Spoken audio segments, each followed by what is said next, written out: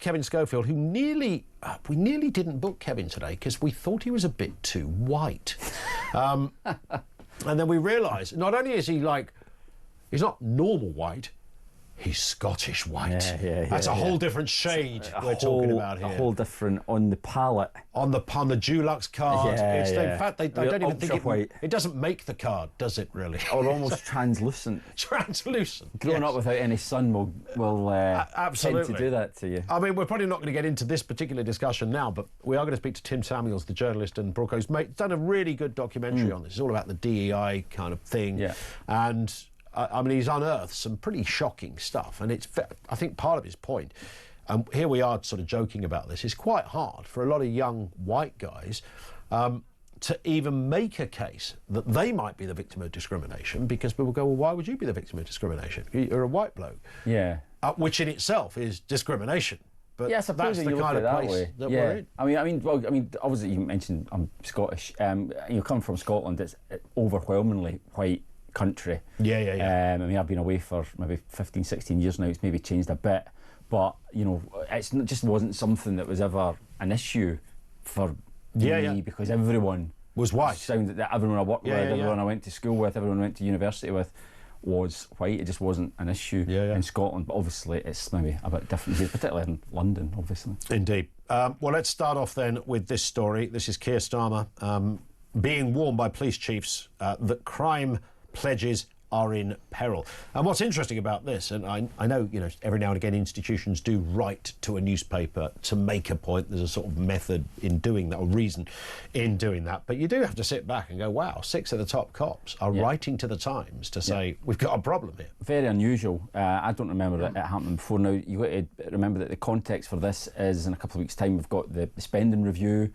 When the Treasury will announce how much money basically each department has got. So at the moment, the Secretaries of State are currently in negotiations with the Chancellor and the Chief Secretary to the Treasury on basically how bad it's going to be. They're not awash with cash. They're not getting a blank cheque. It's how much can you save, how little can you get by on, and that is, you know, what's prompted this letter. And you're right, I mean, it's 6 senior people, including the Met Commissioner, people who don't normally like to wade in to politics if they can avoid it, certainly not party politics. So it is significant, and they write in the Times, you know, the paper of records, to really get their message across, and it's leading every bulletin. And it's certainly going to give the government pause for thought, not least because we've already had this week, in the last 7 days, Keir Starmer saying we're going to U-turn on winter fuel. Clear hint that 2-child benefit cap is going to come up. So that's £5 billion that they're going to have to find every year.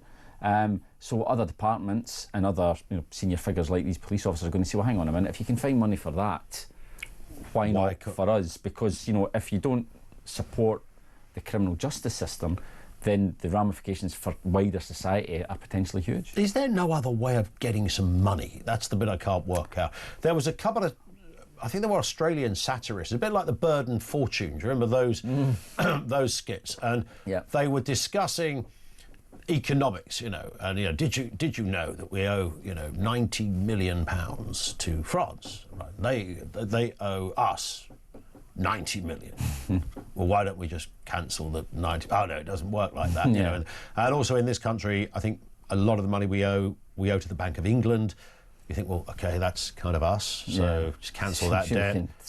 Cancel that one, get the new governor, you know, cancel that. Is there no, it just seems extraordinary. We've been through the Industrial Revolution. The motor car was invented.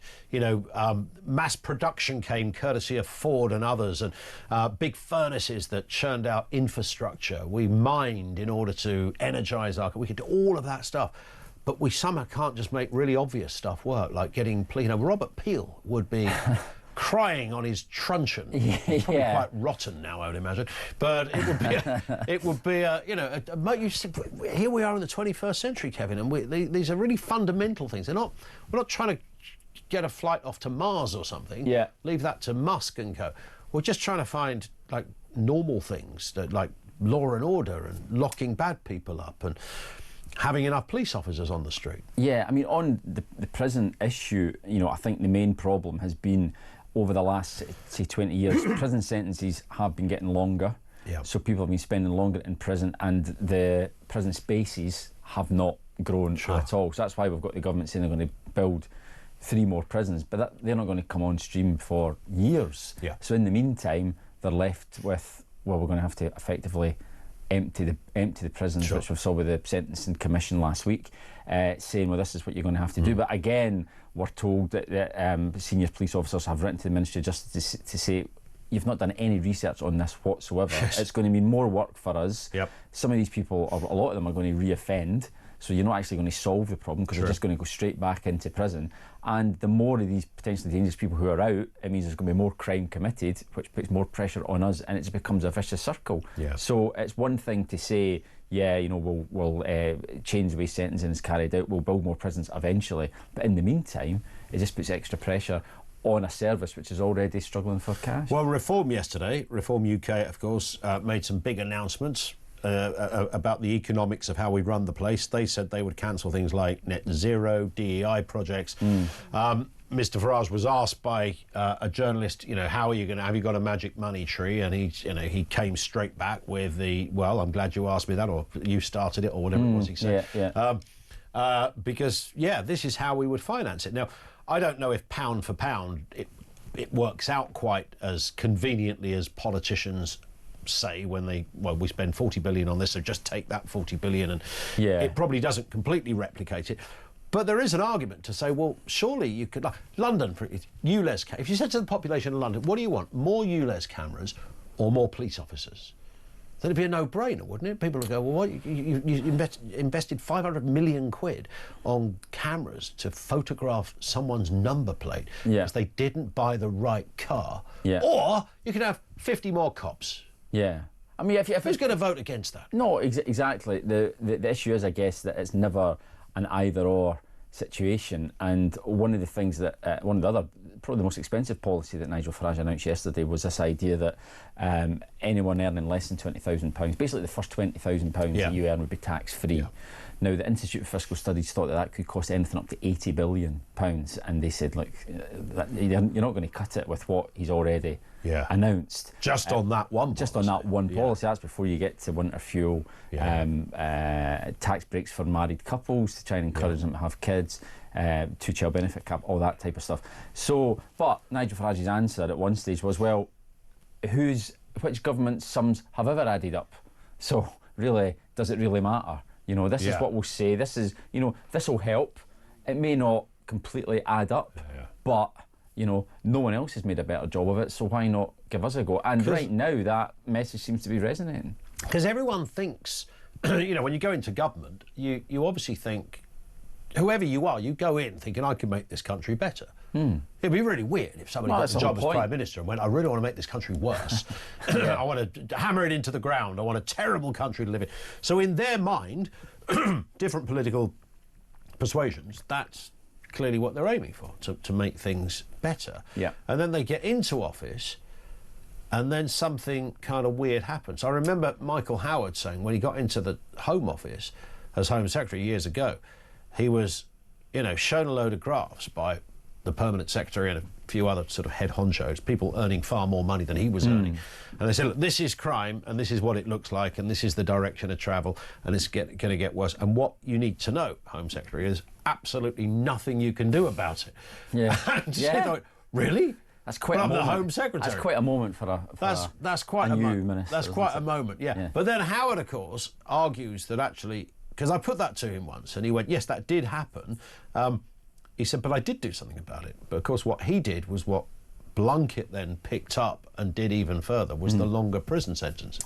Yeah, which is, you know... Which is only part of an answer, because it does create another problem. Well, yeah, as I was just saying, you know, if you want longer prison sentences, that's fine. That the public want longer prison sentences for the worst criminals. There's no doubt about that. But you have to have the spaces in order to accommodate them. You know, building a prison, I mean, a prison space in itself is extremely expensive to build and then to run for, you know, a long period of time.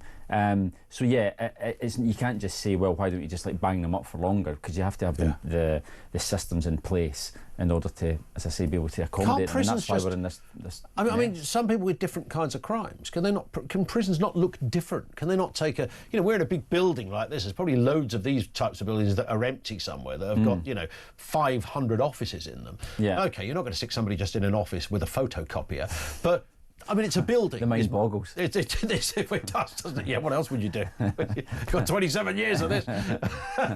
But if you're like an open prison almost, is there not a way of adapting big building? I'm just thinking, in the absence of any other good ideas, Kevin, I'm just thinking, could open prisons work in a different way to, Category A prisons? So why could you not have another subset of prisons, which essentially is a big old building, it's completely firm, it's full of cops and people with guns, you can't get out of there, but, and the bed's going to, it won't be quite the holiday, it's not going to quite be the holiday. Great views. Great, you'd have good views. Yeah, you'd spray the windows so nobody could see out of it, whatever. But it just strikes me as mad that we can't solve this. Yeah, I mean, I think there would still be security issues, wouldn't there? I mean, they tend not to have prisons in built-up areas. They tend to be relatively secure, big high walls for obvious reasons. Even open prisons, I would imagine, have a pretty decent level of security. I dare say, though, there will be people in the civil service in Whitehall who will be tasked with coming up with all sorts of solutions, which will be considered and then probably rejected, because it is a crisis. There's no two ways about it. I do know that and I'm sure you know this as well, Kevin, if you speak to any of those senior civil servants, I'm not talking about the weird ones, the ones that know their stuff, they will look you in the face and go, you think we're not talking about this? You think we haven't gone over every idea? Absolutely. But who knows? Ultimately, that's what they get judged on, is this result. There is another answer, however, to all of this, and Sadiq Khan might have it, but not for the reasons he thinks, and that is that if everybody smoked a big doobie in the morning, then no one would commit any crime because people would be so chilled out they wouldn't care anymore. Now, I'm slightly mocking the Mayor of London's point. I know you've written about this as well, decriminalisation of possession of small amounts of cannabis. Now, his thinking isn't about it's ridiculous to jail people for smoking a spliff. It's actually about police relations with some communities. Yeah, so his argument for it, I mean, this is a position that he's held for quite some time. He's very much a proponent of decriminalisation of cannabis.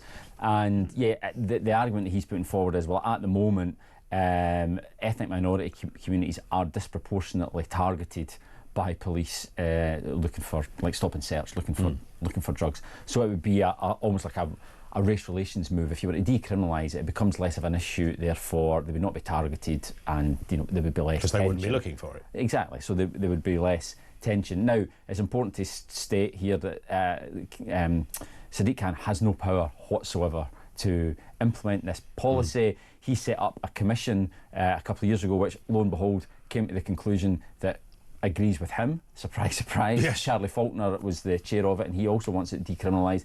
But the government very quickly this morning, Matthew Pennycook this morning, Angela Rayner as well this afternoon, have both said this is not going to happen, because the thing is, it doesn't poll terribly well with traditional Labour It doesn't, voters. But I'm absolutely sure that if I was sitting down having a drink with Angela Rayner, before they got into government, she'd go, decriminalise everything.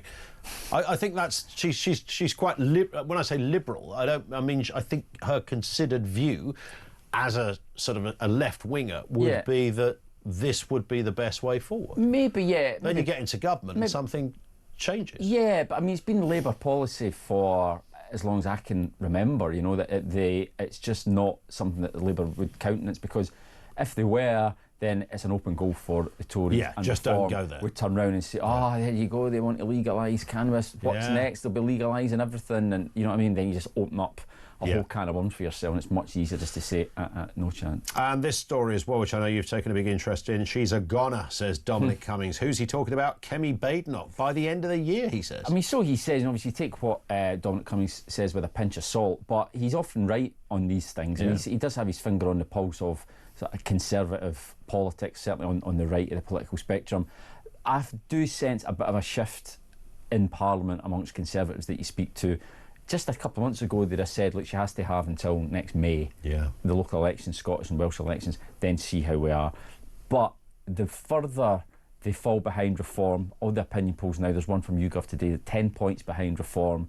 You know, they start to get really, really nervous and think, we have to do something pretty drastic here, so I wouldn't rule it out. But then the problem, because the only person that would really be put in the frame for the job would be Robert Jenrick. Yeah, probably, yeah. And then Jenrick looks a bit kind of Nigel Farage light, doesn't he? So why would we vote for him when we've got the real deal, as somebody who would vote in that direction would say? Totally, that's the dilemma that they've got. There's no obvious sort of king over the water who you would instantly shoot them up in the opinion polls in the way, dare I say it, Boris Johnson would have done back in the day. Well, I'm not saying he would now, but back in the day. He absolutely would have done, and did, you know, back in 2019.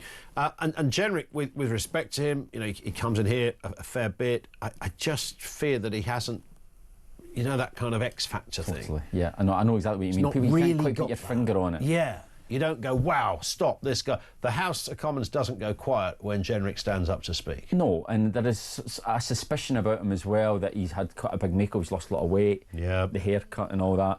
And whereas before he was seen as a bit of a moderate, and then he's been on this journey to right-winger, and people think it's all a bit too cynical. It's all because he's got his eye on the top job. Well, they don't trust him. I don't know. I'd never heard this before, but or whether you have, Kevin. But somebody said, you know, he was so quiet we called him the librarian in whatever department it was. Actually. Yeah. So he was totally. He didn't say anything. Yeah. He had no big views. He didn't. You know. He wasn't. And then suddenly he comes out as this kind of all guns blazing.